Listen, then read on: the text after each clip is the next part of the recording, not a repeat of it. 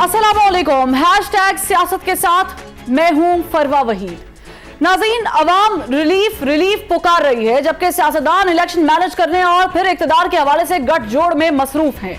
मुस्लिम league नून के senior रहनुमा जावेद लतीफ ने आज प्रेस कॉन्फ्रेंस करते हुए बिजली के बिलों की सूरत में अवाम पर पड़ने वाली उफ्ताद का जिक्र करते हुए कहा कि अवाम को 5-10 रुपए रिलीफ देने से फर्क नहीं पड़ेगा, पहले 5 के टोले को सजा देना होगी। मुजरिमों को, अगर पाकिस्तान की तबाही और बर्बादी करने वालों को आज आप कटहरे में नहीं लाएंगे, हकायक कौम को बताएंगे नहीं, तो फिर 4 रुपए 10 रुपए फी यूनिट कम करने से भी पाकिस्तान के अंदर अमन, इस्तेहकाम, पाकिस्तान के अंदर जो एक साजिश, एक प्लानिंग के तहत सिविल नाफरमानी शुरू की गई थी, ऐलान किया गया था, वो आज अमलन होता नजर आ रहा है। जावेद लतीफ ने 2018 में पाकिस्तान तहरीक इंसाफ को इक्तदार मिलाने और साबिक वजीर आजम के सहूलतकारों को सजा देने का मुतालबा करते हुए अपने 16 महीने की हुकूमत की बात की और अवाम को बताया कि 8 महीने तक तो वो बेख्तियार थे। उस 16 माह की हुकूमत में 8 माह वही किरदार जो थे बरसरे इक्तदार थे, और फिर आपने देखा कि जब रजीम चेंज हुई नवंबर 2022 में, उसके बाद भी सहूलतकारी अदारों के अंदर से मौजूद रही, जो 9-10 मई के वाकया में सामने आई। नाज़रीन, ये बड़ी इंटरेस्टिंग सूरत हाल है कि पीटीआई जब इक्तदार में थी तो स्याह सफेद की मालिक थी, मगर जब इक्तदार से हटी तो शिकवे करती नजर आई कि हम तो बेबस थे, हमारे इख्तियार में तो कुछ भी नहीं था। आज नून लीग भी वही बातें कर रही है कि हमारा इख्तियार ही नहीं था। अजब बात तो यह है कि इन सियासतदानों के पास इख्तियार नहीं होता, मगर अपने मुखालिफिन को जेल की सलाखों के पीछे डाल देते हैं। हुकूमत की भाग दौड़ इनके हाथ में नहीं होती, मगर अरबों रुपए के तरक्याती कामों की तख्तियां लगा लेते हैं। अवाम की जेब से टैक्सेस की सूरत में पैसे निकाल लेते हैं और इसी अवाम को सड़कों पर लाने के लिए भी मजबूर कर लेते हैं। आज अवाम रिलीफ मांग रही है। मैं अवाम से पूछती हूँ, रिलीफ क्या होता है? 5 रुपए बिजली फी यूनिट कम कर दो, 10 रुपए पेट्रोल गिरा दो, चंद रुपए डीजल सस्ता कर दो, आटा सस्ता कर दो, चीनी मुहैया कर दो और तालीम मयारी और सस्ती कर दो। ये होता है रिलीफ? नहीं, ये रिलीफ नहीं होता। रिलीफ क्या होता है मैं आपको बताती हूँ। रिलीफ ये होता है कि अरबों रुपए की मनी लॉन्ड्रिंग के केसेस दान कर दिए जाएं, करोड़ों रुपए के घपलों का केस हवा में उड़ा दिया जाए, अवाम पर भारी टैक्सेस आयद करके किकबैक्स की सूरत में लूटने वाली रकम के केसेस को ताला लगा दिया जाए, आशियाना हाउसिंग, नारोवाल कॉम्प्लेक्स और रेंटल पावर प्रोजेक्ट में दिहाड़ी लगाने वालों को मुआफी आम दे दी जाए। रिलीफ ये होता है कि एक शख्स पर फर्द जुर्म आयद होना हो और वो वजीर आजम के ओहदे का हल्फ उठा ले और फिर उन्हें हथकड़ी लगाकर गिरफ्तार करने वाले हाथ सल्यूट कर रहे हो। रिलीफ ये होता है कि आप मुजरिम हो, इश्तिहारी हो, मुल्क से बाहर हो और आपकी जमानत खुसूसी तौर पर मुहैया की जाए। आप पाकिस्तान आए, आपको वेलकम किया जाए, फूलों के हार गले में डाले जाएं और रिक्वेस्ट की जाए कि हुजूर हमारे खजाने की कुंजी संभालें, ये हमारे बस का काम नहीं। मुल्क का बजट बनाएं, डॉलर को बेलगाम करें और अवाम को महंगाई की चक्की में पीस कर रख दें। रिलीफ ये होता है कि आप उबरा, अशराफिया और हुक्मरानों के लिए आइन को साइड पर रखें, एक्ट्स पास कराएं, बिल्स नाफिज करें और आइन की बजाय एक्ट्स को नाफिजुल अमल करके नए सिरे से कवानीन बना डालें। इससे आप इंतखाबात कराने का इख्तियार सदर से छीन सकते हैं, आप नाअहल शख्स की अहलियत बरकरार रख सकते हैं और इससे आप सुप्रीम कोर्ट के दायरा इख्तियार में मुदाखलत करके उसे महदूद भी कर सकते हैं। रिलीफ क्या होता है कि गैस मुहैया करो, बिजली की लोड शेडिंग कम करो या फिर शहर कायद में गटर के ढक्कन लगा दो, पीने का साफ पानी दे दो, यही होता रिलीफ? नहीं, ये रिलीफ नहीं होता। रिलीफ ये होता है कि कारखाने लगाने के लिए अरबों रुपए के कर्ज लेने के बाद माफ कराए जाएं। रियल एस्टेट, सनती कारखानों और मुख्तलिफ कारोबार के जरिए दोनों हाथों से लूटने वालों को एमनेस्टी स्कीम देकर गरीबों की टैक्स आमदनी हड़पने की इजाजत दी जाए।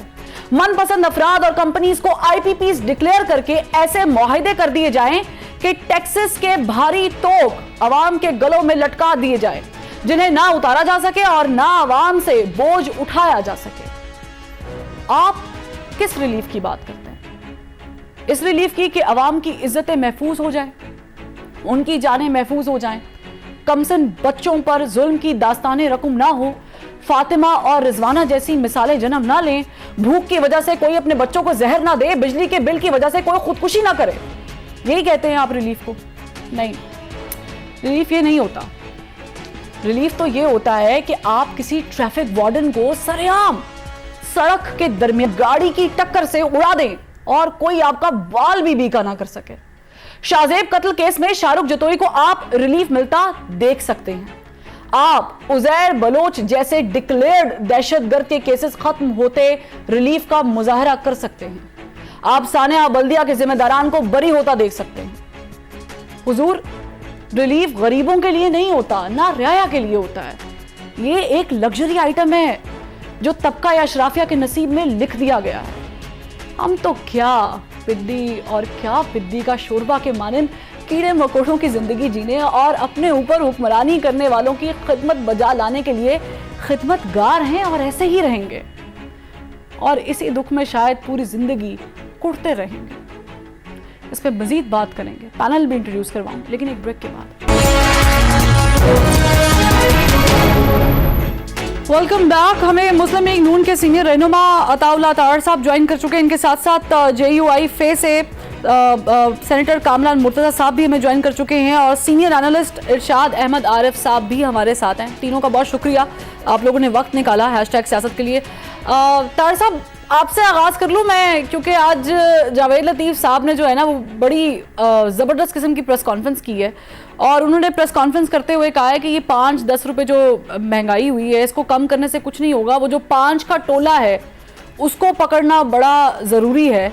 तो सर, मेरा बड़ा सादा सा सवाल है, वो ये है कि आप लोगों की 16 महीने हुकूमत रही है। जावेद लतीफ़ साहब 16 महीने हुकूमत ख़त्म होने के बाद भी कह रहे हैं कि वो 5 का टोला उसको पकड़ें, तो आप लोगों ने 16 महीने में क्यों नहीं पकड़ा वो 5 का टोला? देखिए, बात ये है कि एक शख्स ने इस मुल्क में ये कहा था कि मैं IMF के पास नहीं जाऊंगा, खुदकुशी कर लूंगा। अल्लाह करे कोई खुदकुशी ना करे, मगर वो एक खुदकुशी शायद कई खुदकुशियां बचा लेती। और देखिए, 16 माह में हम तो आए थे मलबा उठाने, हमने सियासत नहीं चमकाई, सियासत नहीं बचाई, रियासत बचाने को तरजीह दी, पाकिस्तान को डिफॉल्ट से बचाया। खुदा ना खास्ता अगर पाकिस्तान डिफॉल्ट कर जाता, एलसियां ना खुलती, इंडस्ट्री बंद हो जाती, आपकी एक्सपोर्ट्स बंद हो जाती, लाइनें लगी होती बैंकों के बाहर, लोग पैसे निकलवाते, एयरलाइनें आना बंद हो जाती, पूरे मुल्क में एक क्राइसिस पैदा हो जाता। हमने पूरा जोर लगा के, पूरे हिम्मत हौसले के साथ 16 माह के अंदर पाकिस्तान को डिफॉल्ट से बचाया और कुछ स्टेबिलिटी की तरफ लेके गए, IMF का मुआहदा तय किया। और देखिए, उस दौर में भी न्याजी साहब के दौर में जब फैटिफ का मामला आया, पाकिस्तान की खातिर फैटिफ के तमाम मामलात पे हम हुकूमत के साथ बैठे और वो कानून साजी करवाई। इन्होंने क्या किया कि हमारे दौर में डिफॉल्ट करवाने के लिए बाकायदा की कि IMF को इनके सूबाई वज़ाए खजाना खतूत लिखें और IMF की डील को साबोटाज करें। तो देखिए, हमने सियासी इंतकाम किसी से नहीं लिया। तुशाखाना का मुकदमा बना, मेरिट पे बना, साइफर का केस बना, मेरिट पे बना, मगर 2018 में हालात तो बहुत बेहतर छोड़ के गए थे। 16 माह तो आप इसको क्राइसिस मैनेजमेंट पीरियड समझिए। हंगामी बुनियादों पे ब्लीडिंग इकोनॉमी को जो प्लग कर सके, जो ब्लड सप्लाई दे सके, वो दे दी गई। मगर अगर कोई ये एक्सपेक्ट करे कि 4 साल जो जादू टूना, जंतर मंतर और तर्जमानों का इजलास, पैंट्स पहन के, काली ऐनके लगा के, दोपहर को 2 बजे जो मीटिंग्स होती थी, एक ईंट नहीं लगाई। IMF के मुआहदे को ताखीर का शिकार किया, ना सिर्फ ताखीर का शिकार किया, 2 ट्राइड एंड टेस्टेड लोग लगा दिए, 6 माह से 2 मसाफे जाया किए। और उसके बाद पीपल्स पार्टी के साबिक अदवार के 2 मुद्राए खजाना, जिसमें हफीज शेख साहब और शौकत तरीन साहब को किस्मत आजमाने का मौका दिया, उन्होंने भी भट्टा बिठा दिया। तो हमें अगर जांचना है तो 2018 के म्यार पे जांचा जाए। 16 माह में तो न्याजी साहब ने जो कारस्तानियां की थी हम तो उसको कवर करते रहे हैं, और सियासी इंतकाम या पकड़ना ये हमारा काम नहीं था, मुल्क को संवारना हमारा काम था, उसके लिए काविश की है।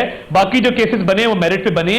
तो देखिए, इस मुल्क को ठीक करने के लिए 5 साल का बाकायदा मैंडेट चाहिए, और ये एक्सपेरिमेंट इमरान खान के जो सहूलतकार थे, जो जिम्मेदार हैं इस तबाही और बर्बादी के, वो भी साथ शरीके जुर्म हैं। तो मैं अब यही कह सकता हूं कि हमने तो एक कौमी फर्ज अदा किया और अपने ऊपर ब्लेम भी लिया। आज भी हमें मोर्दे इल्जाम ठहराया जा रहा है, सही है, मगर ये हमने पाकिस्तान के लिए किया, रियासत के लिए किया। छोटा सा सवाल का जवाब दे दें कि जिन लोगों की आप बार बार जिक्र करते हैं, नून लीग 5 का टोला कहती है, उन्होंने आप लोगों की सियासत को तो सबूताज करने की कोशिश की है, लेकिन मुझे सिर्फ ये बता दें कि उन्होंने रियासत को भी नुकसान पहुंचाया।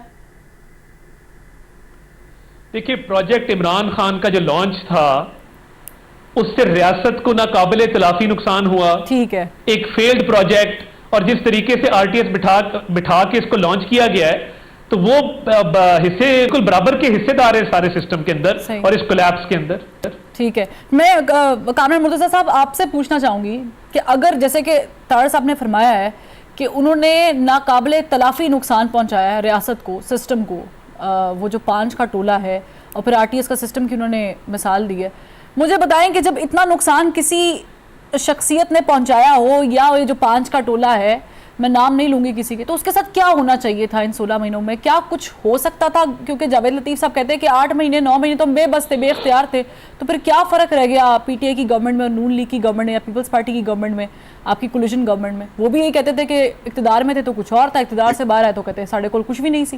देखिए, ऐसा है कि सिर्फ ये 5 के टोले ने नुकसान नहीं पहुंचाया, बहुत बड़े टोले ने नुकसान 75 सालों में पहुंचाया है। जहां पे दस्तूर तोड़ा है या जहां पे जो है ना वो इनडायरेक्ट जो है वो हुकूमतों को हाथ में लिया गया है या डायरेक्टली हाथ में लिया गया है, उसमें जो है ना मुल्क को नुकसान पहुंचा है। अल्टीमेटली पाकिस्तान, और आप देख लीजिए पाकिस्तान और हिंदुस्तान एक दिन आज़ाद होते हैं, वो चांद पे पहुंच रहे हैं और हम जो है ना कहाँ जा रहे हैं। तो ये सारा हम डिफाल्ट करते करते कई दफा बच चुके हैं। तो ये सारा कुछ जो है ना वो इनफैक्ट जो है वो दस्तूर के खिलाफ चलने में है। उसको आप जो है वो 2017 से ले लीजिए, 18 से ले लीजिए, 56 से ले लीजिए, जिस जगह से भी शुरू करेंगे, नुकसान की सिर्फ एक ही वजह आपको नजर आएगी, वो है दस्तूर से फरार, दस्तूर की वायलेशन। बाज लोगों ने ये समझ लिया ताकत के बलबूते पे कि वो जो है वो दस्तूर को हाथ में ले लेंगे और इस पाकिस्तान को इस तरह से ताकत के जोर पे शायद अच्छा बना सकेंगे। मुमकिन है उनकी नीयत अच्छी हो, मगर उसका नतीजा क्या निकला? मुल्क तो लख भी हुआ। उसके बाद जो है ना मुल्क इस तरह से है कि रोज हम रोते हैं, रोज हम डिफॉल्ट करते हैं, रोज हम डिफॉल्ट से बचते हैं, रोज हम खैरात मांगते हैं। तो ये आपको ये एक दिन की कहानी नहीं है, ये 75-76 साल की कहानी है। लेकिन हर रोज जो है सब कहीं से तो आगाज करना है ना इसका, कहीं से तो एहतसाब शुरू होना है ना, कहीं से तो पकड़ना है। किसी की जरूरत है कि बिल्ली के गले में घंटी बांध सके, और अगर है तो आइए हम साथ निकलेंगे उसके। आइए जिधर से भी एहतसाब शुरू कहते हुए सर, अगर आप ये लफ्ज बोल रहे हैं तो मैं तो ये जसारत भी नहीं कर सकती। 56 से शुरू करना है, 2017-18 से शुरू करना है, 2023 से शुरू करना है। आइए जिस जगह से भी शुरू करना है हम उसके साथ खड़े होंगे। जहां से भी एहतसाब करना है, असल एहतसाब जो आपने करना है, ये करप्शन भी बुरी बात है, मगर उससे बुरी बात जो है वो दस्तूर की वायलेशन है। वहां से एहतसाब शुरू करते हैं। जो भी आप नुक्ता आगाज बनाएंगे हम उससे लेके चलते हैं, आगे चलते हैं। कौन चलेगा साथ? सही है। मैं इस पे जो है ना, मैं चाहूंगी कि इरशाद आरिफ साहब अपना कमेंट दें। इरशाद साहब, दस्तूर की वायलेशन, कानून पर अमल दरामद ना होना या वायलेट करना, ये इसकी कहानी तो बड़ी लंबी है, लेकिन ये कैसे, क्यों और किस तरह ठीक किया जा सकता है? और ये इस तरह बिल्कुल आसानी से ठीक किया जा सकता है। सियासतदान ये तय कर लें कि जब भी ऐसा कोई काम होगा हम साथ नहीं देंगे। ये हमेशा तो साथ खड़े होते हैं। मुझे 1958 से शुरू कर दें, अयूब खान के साथ वो लोग थे जो कायद-ए-आज़म के साथी होने का दावा करते थे। कन्वेंशन लीग में कौन लोग थे? क्या कोई वो कहीं इंडिया से आए थे या कहीं ईरान से आए थे? ये जो 18 करोना तो रोया जाता है, जब ये 22 में सब कुछ हो रहा था तो कौन लोग साथ दे रहे थे? प्रॉब्लम ही ये है कि हमारा सियासतदान खा इधर का हो या उधर का हो, तजर्बाकार हो या ना तजर्बाकार हो, जब भी उसको इक़्तिदार की झलक दिखाई जाती है वो अपने सारे उसूल भूल जाता है, वो आइन को भूल जाता है, वो अखलाकियात को भूल जाता है, वो जमहूरियत को भूल जाता है। और मुझे वो तारीखी एक फ़िक्रा है जिसपे बड़े शोर मचाया था, हम लोगों ने भी उस वक्त लिखा था, जिन ज़ियाउल हक ने कहा था कि हाँ इंटरनेशनल को इंटरव्यू देते हुए, तो ये सियासतदान क्या है, जब मैं इनको ऐसे उंगली हिलाऊंगा ये दो मिलाते मेरे पास आ जाएंगे। कौन सा डिक्टेटर है, आइन का वायलेटर है जिसका हमारे सियासतदानों ने और मजहबी रहनुमा ने साथ नहीं दिया? तो आज ये सियासतदान फैसला कर लें कि कल को हम किसी आइन को सबटाज करने वाले, आइन की खिलाफ वर्जी करने वाले, आइन को एब्रोगेट करने वाले उसका हम साथ नहीं देंगे तो ये रास्ता बंद हो जाएगा, ये सिलसिला खत्म हो जाएगा। लेकिन मेरा ख्याल है ऐसा होगा नहीं। लेकिन अच्छा इरशाद साहब, मैं थोड़ी सी चीज इसमें ऐड करना चाहता हूँ। जी अता साहब, जी जी जी जी।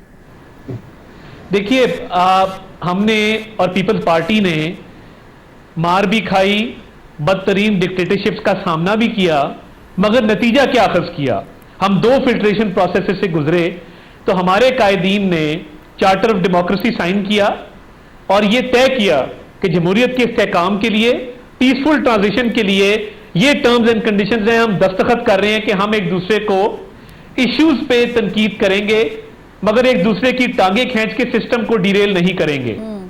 अब क्या हुआ कि आज जो शख्स जेल में है वही आला कार बना, उसी ने जो इरशाद आरिफ साहब बात करें, यही बात करें ना कि कोई ना कोई सियासतदान कभी ना कभी आला कार बनता है। तो वो जो एक 22 साल की जद्दोजहद का झूठा नारा लगाया जाता है, वो जद्दोजहद तो चंद सहूलतकारों की थी जिन्होंने इसको लॉन्च किया, जिन्होंने इसके जलसे कराए, जिन्होंने आरटीएस इसके लिए बिठाया, जिन्होंने जनूबी पंजाब महाज बनाया। तो बात तो सिर्फ इतनी है कि जिस दिन आप चार्टर ऑफ डेमोक्रेसी जैसे डॉक्यूमेंट पे अमल दरामद कर लेंगे, किसी चीज की जरूरत ही नहीं पड़ेगी। सियासतदान ही आपस में लड़ते हैं, सियासतदान ही एक दूसरे को गंदा करते हैं, सियासतदान ही ये गुंजाइश पैदा करते हैं कि कोई और आए और वो मुदाखलत करे।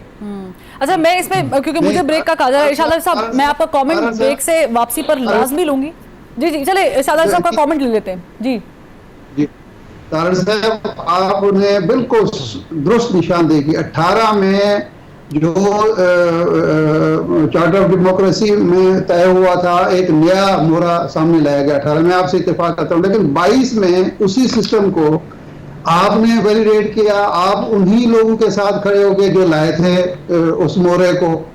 आपको भी तो चाहिए था ना कि उस वक्त आप थोड़ा सा अजीमत का मुजाहरा करते, आप खड़े रहते। जिस इलेक्शन के बारे में आप कहते थे कि वो उसको आरटीएस को बिठा के एक कामयाब कराया गया और सिस्टम लाएगा, आप उसी का हिस्सा बन गए। और ये जो कौम इस वक्त देख रही है, जो अजाब झेल रही है, वो आज आपकी उसी ताउन का और उसी साथ देने का तो नतीजा है। आप भी तो उन्हीं के साथ ही थे ना। चले, आई होप तारड़ साहब वांट्स टू कमेंट और सेंटर साहब भी करना चाहेंगे, लेकिन यहाँ पे एक छोटी सी चीज़ ये ऐड करने की बड़ी ज़रूरत है कि सियासतदान पकड़े भी जाते हैं, सियासतदान जेलों में भी जाते हैं, वो जिलावतनियाँ भी काटते हैं, वो सौबतें भी सहते हैं, लेकिन उसके बावजूद इस सिस्टम में सिर्फ सियासतदान नहीं काम कर रहे हैं। तो एक ब्रेक लेते हैं।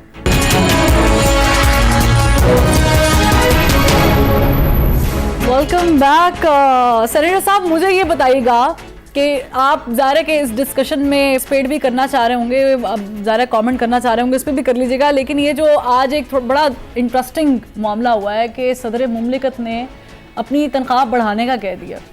अब मुझे बताएंगे, गरीब बंदा तो खैर नहीं कह सकता कि मेरी तनख्वाह बढ़ाओ, और अब अगर उनकी तनख्वाह बढ़ेगी तो एस्टिमेट ये है कि वो 12 लाख से ऊपर जाएगी। तो मुझे बताएं कि आगे चीज़ें कम रह गई हैं कि अब हम तनख्वाहें भी बढ़ाएं और फिर मुराद भी हों और ये सारे शशके भी हों। देखिए, बहुत सारी चीजें ऐसी होती हैं, इमोशनल होती हैं, और सदर की तनख्वाह शायद मुल्क में बढ़ाने का बहुत फर्क प्रैक्टिकली ना पड़े, मगर वो चूंकि अलामती हैं ये चीजें, तो इससे जो है ना वो लोग बहुत कुछ ड्राइव करते हैं। ये इज्जत के ओहदे हैं, ये लोग इज्जत के लिए करते हैं, तनख्वाह के लिए नहीं करते। लोग एमएनए बनते हैं, सेनेटर बनते हैं, वजीर बनते हैं, सारी कुछ इज्जत के लिए होते हैं। जो लोग जिसको पैसों के लिए करते हैं, तो मैं उनके अफसोस का इजहार कर सकता हूँ। यहाँ पे वो मुश्ताक यूसुफी साहब कहा करते थे कि अवामुन नास वो है जिसका नास मार दिया हो, तो नास तो हमने मार दिया हुआ है अवाम का। तो अब जब एक तरफ ऐसे लोग हैं जिनका नाश मार दिया गया और एक तरफ ऐसे लोग हैं जिनको जो है ना 10-12 लाख रुपए और उसके बाद सारी जिंदगी का प्रोटोकॉल और सारी जिंदगी के लिए बहुत सारी सहूलतें जो है वो भी डाइजेस्ट नहीं होती। अनफॉर्चुनेट, तो खुदा ये लोग किसी दिन जो है ना जिनका नाश हमने मार दिया ना, किसी दिन हमको पकड़ के हमारा नाश मार देंगे। जरा वो देख रहे हैं ना बिजली के बिलों के बाद क्या हो रहा है। अब लोग तार साहब निकल रहे हैं, लेकिन ये जो चले सदर मुमलिकत वाला तो एक मामला है। आपके जब आखिरी आयाम थे हुकूमत के, तो उसमें जो है वो एक और भी चीज़ हुई थी कि चेयरमैन सेनेट की मुराद का बिल भी आया था, जिसपे ज़ाहिर है कि ख्वाजा आसिफ साहब ने फ्लोर पे खड़े होकर उसे कंडेम किया था और कहा था ये नहीं होना चाहिए। तो मुझे बताइए, इस तरह के बिल, इस तरह की सिचुएशन में, इस तरह की डिमांड्स, आप समझते हैं कि ये ठीक है, जायज़ है, ओहदा है बड़ा, तो फिर ये भी होना चाहिए? देखिए, बड़ा अफसोसनाक है, कंडेमेबल है कि ये लोग फाइनेंशियली इतने वेल ऑफ होते हैं। और मतलब चेयरमैन सेनेट का भी जो बिल आया, मेरा बड़ा अच्छा ताल्लुक है उनसे, मगर इंतहाई अफसोसनाक हरकत है कि प्राइवेट जेट और चार्टर्ड जेट और मुलाजमीन की फौज जफर मौज और ट्रैवलिंग और अलाउंस और टीएडीएस और तनख्वाहों में इजाफा, खुदा का खौफ करें, ये टैक्स पेयर्स का पैसा है, ये हमने अदा करना है टैक्सों में जिनसे आपने ये मराहत लेनी है। मतलब ये इस पे अफसोस ही किया जा सकता है। मैंने इसके खिलाफ आवाज भी उठाई, मगर अब इसमें रजा रबानी साहब भी शामिल थे इस बिल को बनाने में, बहुत सारे सेनेटर्स ने।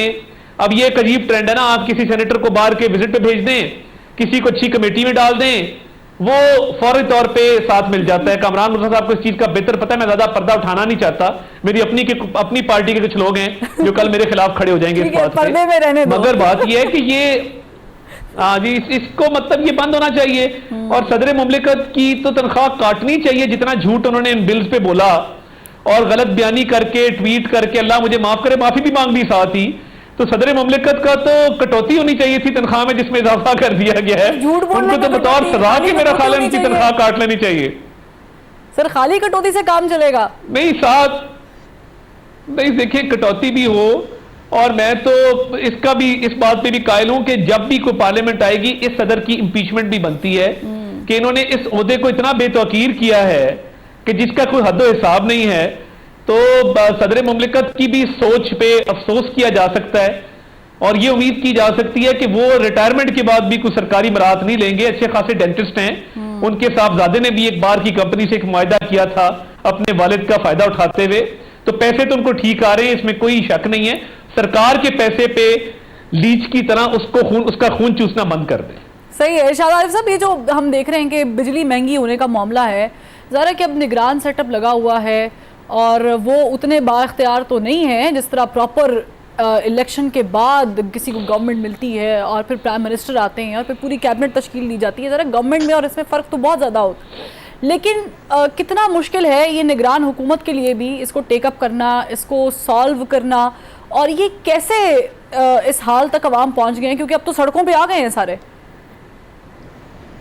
देखें, ये हाल को इस तरह पहुंची है कि जब 94 में ये लग रहे थे, पावर प्लांट्स लग रहे थे, तो डॉक्टर बशीर हसन साहब, उस वक्त ये इलेक्ट्रॉनिक मीडिया तो इस तरह से था नहीं, अखबारात के दफातर में आए और उन्होंने कहा कि ये जो पावर प्लांट्स आप लगा रहे हैं तेल पर, ये एक दिन पाकिस्तान को डिफॉल्ट कर देंगे और लोगों के पास बिल देने के लिए पैसे नहीं होंगे। उस वक्त हम लोगों ने अपने अखबारात में जो हो सकता था लिखा भी। मियां नवाज शरीफ साहब अपोजिशन लीडर थे, उन्होंने बहुत इस पर आवाज़ बुलंद की, बहुत एहतियात किया, सारा कुछ हुआ। लेकिन जब मियां नवाज शरीफ साहब की अपनी हुकूमत आई तो उन्होंने भी यही काम शुरू कर दिया, और वो काम जो करना चाहिए था कि आप पन बिजली के मंसूबों की तरफ जाते, ऐलान भी किया कालाबाग डैम का जब उन्होंने एटमी धमाकों के बाद तकरीर की, लेकिन उस तरफ गए नहीं, कोई भी नहीं गया और इतने साल गुजर गए। उसका नतीजा यही निकलना था कि जब आप तेल बाहर से मंगवाने हैं, मोहताज हैं आप, मीशत आपकी कमजोर है, डॉलर में आपने पेमेंट करनी है, कैपेसिटी चार्जेस की आपने शर्त मान ली है। गुलाम इस वक्त खान साहब ने वाकया सुनाया है कि एक डेलीगेशन आया जब वो पानी बिजली के वजीर थे बेनजीर भुट्टो साहबा के दौर में, तो उन्होंने कहा कि इंडिया बांग्लादेश में वो करके आए 3 सेंट पर यूनिट का मुआहदा, इंडिया में 2.5 का, हमारे पास 6.5 का मुआहदा हुआ, और ये सब हुकूमत ने किया है। और शर्त मान ली कि जनाब आप हम बिजली इस्तेमाल करें ना करें, उसकी पेमेंट हम आपको करेंगे, और 18% आपको मुनाफा भी हर सूरत मिलेगा। तो उसका नतीजा यही निकलना था। आप देखें ना हमारी बेबसी का क्या है कि 3 दिन तक वजीर आजम इजलास करते रहे, 3 दिन तक कोई हल ही नहीं निकला, 3 दिन तक कोई रास्ता ही नहीं, ऐसी बंद गली में हम फंस चुके हैं साबका के किए गए गलत मुआहदों की वजह से कि 3 दिन तक सारे बैठ के सोचते रहे कि कोई हल निकालें। अब हल क्या निकाला है कि किस्तों में देते, भाई इस महीने की किस्तें हो जाएगी, अगली की क्या करेंगे, अगले महीने का क्या होगा, ये कोई हल है आपके पास? अच्छा जी हम जाएंगे IMF के पास, IMF आपको क्या हल देगा? भाई आपने इस बिजली के बिलों को, पेट्रोलियम मसनूआत की कीमतों को टैक्स कलेक्शन का एक जरिया बना लिया है कि सारे टैक्स आप इन्हीं के जरिए वसूल करना चाहते हैं, और फिर सारे टैक्स इकट्ठे करके फिर उस पर GST लगा देते हैं। तो एक ये शैतानी गोरख धंधा है, इससे निकलने की कोई बज़ाहिर सूरत छोड़ी नहीं गई, ये नहीं कि है नहीं, लेकिन छोड़ी नहीं गई। तो अब आवाम जो कुछ रिएक्शन दे रहे हैं वो तो एक फितरी है। आज एक शख्स ने मोटरसाइकिल बेच दी है या घर की कुछ चीज बेच के बिल अदा, अगले महीने कहां से वो क्या बेचेगा? और अगर आप पे नहीं करते हैं इस पे इरशाद आरिफ साहब, तो फिर आपको लिक्विडिटी चार्जेस भी पड़ेंगे, यानी वो भी सोने पे सुहागा है। कुछ पड़ेगा, मैं तो कह रहा हूँ कि 6 महीने का आप कर दे, इस महीने के 6 महीने करेंगे, अगले महीने, भाई वो तो एक शैतानी एक गोरख धंधा ऐसा जाल है जिसमें लोग फंसते चले जाएंगे। अब हम हमारे जो जहानत का तो कमाल ये है कि हम अब अपने कौमी असासे बेच कर इन्वेस्टमेंट लाना चाहते हैं, ये भी उसी तरह की चीज है।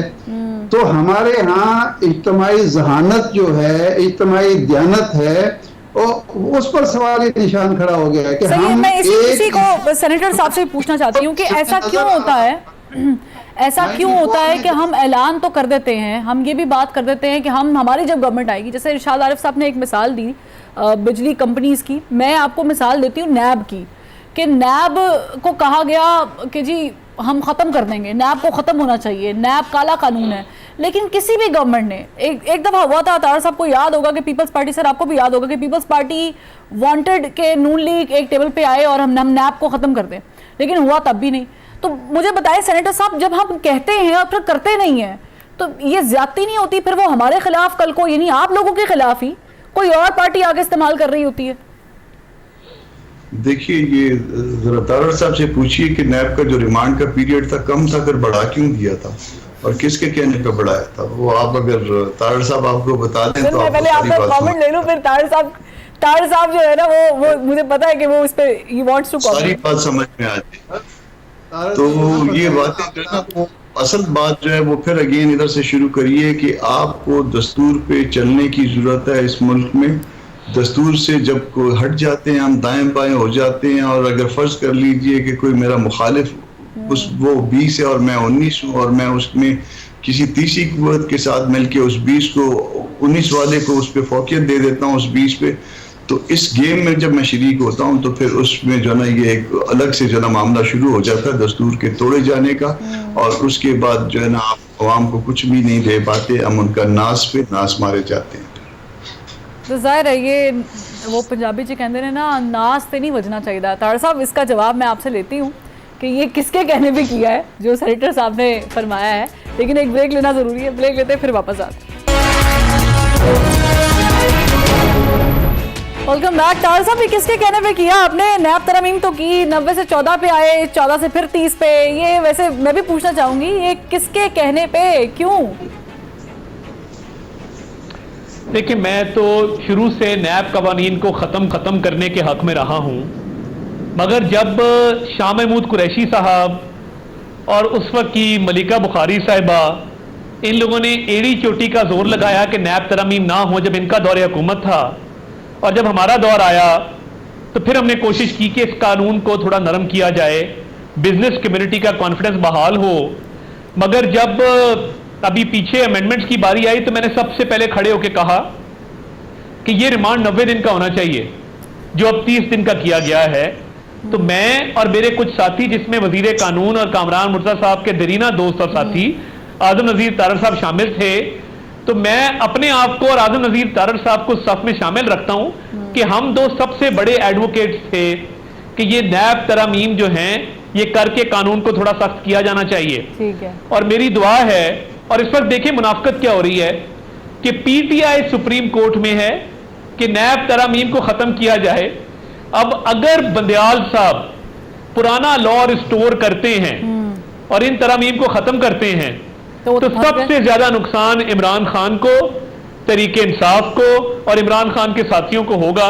तो इसलिए फंसे हुए हैं, 50 के ऊपर हियरिंग्स हो गई है ना, इस तरफ लगा रहे हैं ना उस तरफ लगा रहे हैं। सर ए दस दिओ कि ये जो नैब तरमीम आपने की है सर जी, ए ਤੁਹਾਡੇ दौर ਦੇ ਵਿੱਚ ਹੋਈਆਂ ਨੇ ना, रिसेंटली ਹੋਈਆਂ ਨੇ, राइट? जी बिल्कुल। तो फिर जावेद लतीफ साहब जो कह रहे हैं कि हम तो हुकूमत चला ही नहीं रहे थे, सर मैं इसको किस तरफ लेके जाऊं फिर?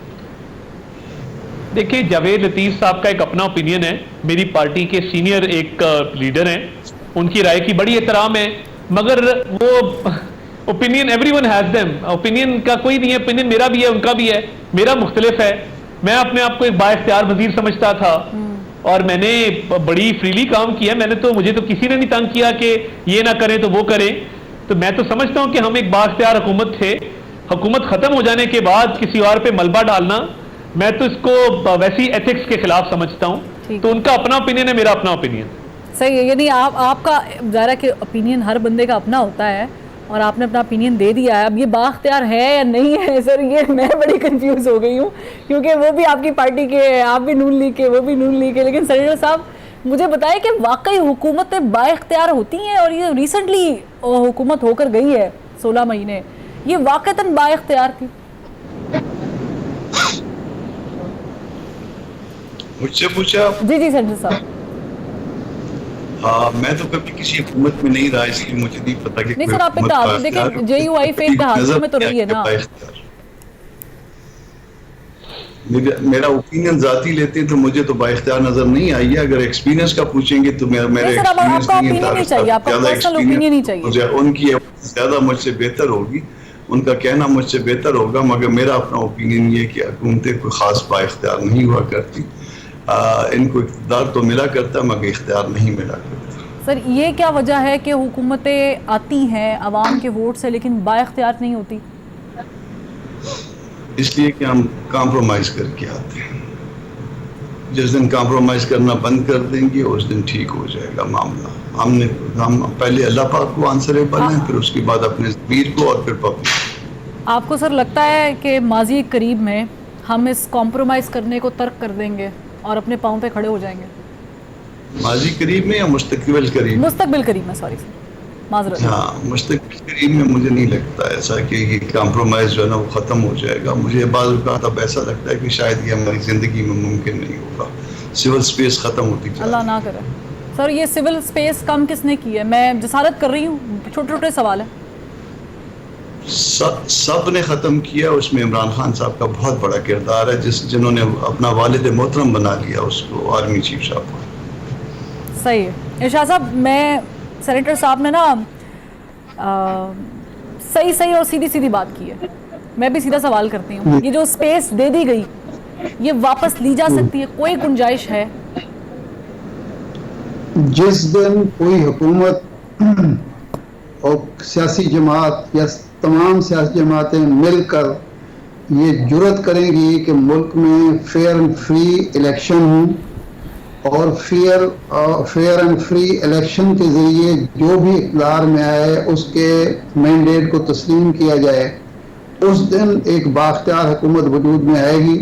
और वो चूँकि सिर्फ अवाम को जवाबदेह होगी और अवाम उनसे एक परफॉर्मेंस की डिलीवरी की ख्वाहिश करेंगे, इसके अलावा कोई नाजायज़ ख्वाहिश नहीं करेंगे, तो उस दिन ये मामलात ठीक हो जाएंगे और स्पेस भी मिल जाएगी। जब तक ये कंप्रोमाइज़ होता रहेगा उस वक्त तक हो ही नहीं सकता कि सियासतदानों को कोई इख्तियार मिले, सियासतदान कोई अच्छे फैसले कर सकें, जब तक वो खुशामद करते रहेंगे, जब तक वो चापलूसी करते रहेंगे, जब तक वो मनमानी को तस्लीम करते रहेंगे, वो इक़्तिदार में रहेंगे, वरना उनको ठुड्डे मार कर निकाल दिया जाएगा। सही है। अताउल्लाह साहब, आपका कमेंट चाहिए मुझे इस बात पर कि आप लोग अभी फ्यूचर में कभी भी, अभी नहीं तो कभी तो पीटीआई के साथ एक टेबल पे बात कर सकते हैं, करना चाह रहे हैं, करेंगे? देखिए, जिस तरीके से हमें हकारत से देखा गया, हमें जेलों में डाला गया, हमें सजाएं दिलवाने की कोशिश की गई, हमें चोर, डाकू, लुटेरा, पता नहीं क्या क्या कहा गया, और उसके बाद अपने करतूत ये हैं कि अपनी बेगम साहिबा ने घर पे कारोबार खोला हुआ था 5 कैरेट की डायमंड की अंगूठियों का और ब्रेसलेट्स का और नेकलेसेस का और इयररिंग्स का, तो वो जो व्यापार था तो वो लूटमार में नहीं आता, चोरी डकैती में नहीं आता, अभी भी टेक्निकलिटी पे खेल रहे हैं। माइनस इमरान खान, जरूर तरीके इंसाफ से बात की जा सकती है, और मुझे उम्मीद है कि इनकी पार्टी चेयरमैनशिप जल्दी खत्म होगी। माइनस इमरान खान, और मुझे उम्मीद है कि इनकी पार्टी चेयरमैनशिप जल्दी खत्म होगी। इलेक्शन कमीशन में माइनस किस तरह होता है? नवाज शरीफ साहब माइनस हो गए, नहीं हुए ना सर? नवाज शरीफ साहब ने तो किया कुछ नहीं था ना। प्रोजेक्ट इमरान खान की लॉन्चिंग का कोलैटरल डैमेज नवाज शरीफ साहब बने कि उसको लॉन्च करना मकसूद था, इनको इसलिए हटाया गया रास्ते से। तो इसने तो साइफर के जरिए, तोशा खाना के जरिए, मलिक रियाज के अलकादिर ट्रस्ट के जरिए इतनी चोरियां, डकैतियां, गबन, फ्रॉड किया है, इतना कुछ किया है, रियासत मदीना का नाम लेके, रियासत मदीना का दावा करके। इसको तो मुझे नहीं लगता कि इसको बहुत जल्दी बाहर भी आना चाहिए या इसके साथ कोई रियायत बरती जानी चाहिए। तो माइनस इमरान खान जरूर तरीके इंसाफ से बात हो सकती है। इसके होते हुए, क्योंकि ये गैर जमहूरी शख्स है, ये गैर जमहूरी निज़ाम का सरबराह रहा है, और अभी भी वो डिक्टेटरशिप वाला जहन खत्म नहीं हो रहा, तो इमरान खान के होते हुए तरीके इंसाफ से कोई बात नहीं हो सकती। हाँ, ये अलग बात है कि वो कोई बहुत ही सबक अपना सीख लें और कोई बहुत ही रिफॉर्म्ड होके वापस आए, जिसका इम्कान नहीं लगता। एक गरूर और घमंड वाला शख्स जो अपने आप को अकले कुल समझता है, अब कोई पता नहीं जेल से आके कहें कि मेरे से बेहतर जेल को कोई नहीं जानता। उज्बेकिस्तान गए तो उन्होंने कहा कि आपके मुल्क से बेहतर मैं कोई नहीं जानता, मगरिब से मेरे से बेहतर कोई नहीं जानता, इस्लाम को मेरे से बेहतर कोई नहीं जानता। तो जो अकले कुल है उसकी पता नहीं अकल टिकाने आती है कि नहीं आती। चले सर, उसको तो साइड पे रखे, मुझे ये बताएं इंतखाबात कब हो रहे हैं? देखिए, मेरा ख्याल है फरवरी के मिड में इंतखाबात मुमकिन होंगे। हमारी जो इलेक्शन कमीशन से भी मुलाकात हुई, उसमें 14 दिसंबर को जब हल्का बंदियों का अमल मुकम्मल होना है, उसके 54 दिन के अंदर अंदर इंतखाबात होने हैं। तो 15 से 25 फरवरी के दरमियान कोई भी डेट इलेक्शन की आ सकती है जिसपे इलेक्शन का इनेकाद मुमकिन हो सकता है, और इसमें हर्ज भी कोई नहीं है। मगर ये तासुर जाहिल होना चाहिए कि इलेक्शन नहीं होने जा रहे, इलेक्शन बिल्कुल होंगे, और इंशाल्लाह मुझे फरवरी में इलेक्शन होते नजर आ रहे हैं। ठीक है, आपको फरवरी में होते नजर आ रहे हैं। कामरान मुर्तजा साहब, आपको कब इलेक्शन होते हुए नजर आ रहे हैं? क्योंकि पीपल्स पार्टी ने कहा है कि 90 दिनों के अंदर अंदर होने चाहिए, जो होना चाहिए वो 90 दिन के अंदर होना चाहिए। देखिए, ये तो हम कह सकते हैं कि कब होने चाहिए, मगर ये गैब का इल्म है कि कब होंगे और कब होने जा रहे हैं। बताया अताउल्लाह साहब ने फरवरी 90 दिन के अंदर होने चाहिए। आर्टिकल 224 यही कहता है। 90 दिन अगर एक दफा गुजर जाए तो फिर उसके बाद जो है ना, फिर आप जो मर्जी करें, फिर जितना मर्जी बढ़ा लें, फिर एक दफा दस्तूर वायलेट हो जाए तो फिर आगे फिर उसको मुसलसल वायलेट होता जाएगा, वो परपेचुअल हो जाएगा।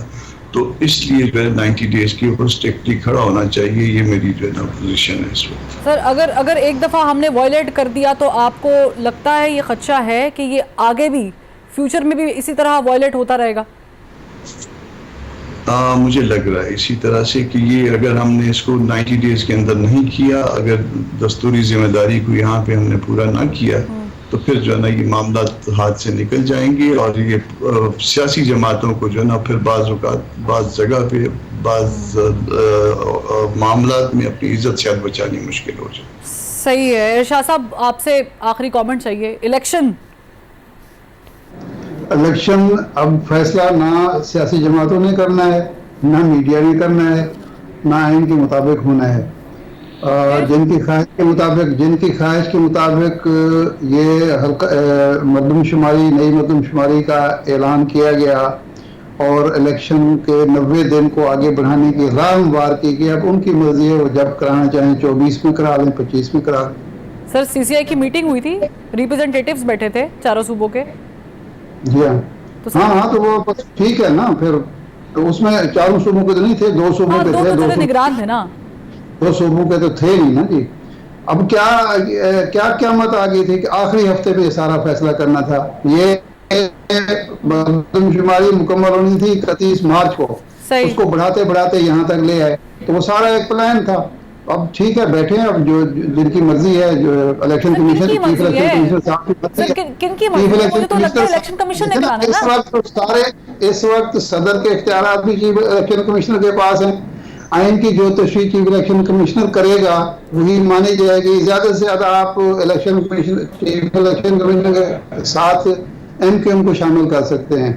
एमक्यूएम और चीफ इलेक्शन कमिश्नर साहब जो फैसला करेंगे वो काबिल कबूल होगा सारी कौम के लिए। अब किसी और सियासतदान की कोई अहमियत नहीं सर। एमक्यूएम ही क्यों? क्योंकि एमक्यूएम चले मुतालबा तो कर रही है, लेकिन पीपल्स पार्टी जो ज्यादा फ्रंट पे आकर कर रही है। किसने एमक्यूएम के अलावा किसने कहा था कि मरदमशुमारी का ऐलान करें? सर वो तो ने कहा था, सर वो तो कहा था ना किसी और थी जी। सर वो तो कहा था, लेकिन जाहिर है कि ये तो तभी होगा जब इलेक्शन कमीशन ने पूरा स्केड्यूल अनाउंस कर दिया है। और अब तो जाहिर है कि जैसे अताउल्लाह ताहर साहब ने भी फरमाया कि फरवरी में होंगे, तो उस स्केड्यूल को फॉलो करते तो फरवरी में हो जाएंगे। लेकिन जमातें जो खड़ी हो रही हैं अब, उसमें JUIFA का भी मौकिफ है। जब आपने आइन को वायलेट कर दिया, 90 दिन की जो शर्त है आपने दूसरी बार वायलेट कर दी, अब आपकी कौन सुनेगा? ठीक है, हमारी कौन सुनेगा? तालो ताले साहब बहुत शुक्रिया। सेनेटर कामरान मुर्तजा साहब आपका भी, इरशाद अहमद आरिफ साहब बहुत शुक्रिया। नाज़रीन, उम्मीद करते हैं कि सब कुछ आइन के मुताबिक हो। तब तक आप ब्रेक लीजिए, अगले हफ्ते फिर मुलाकात होगी।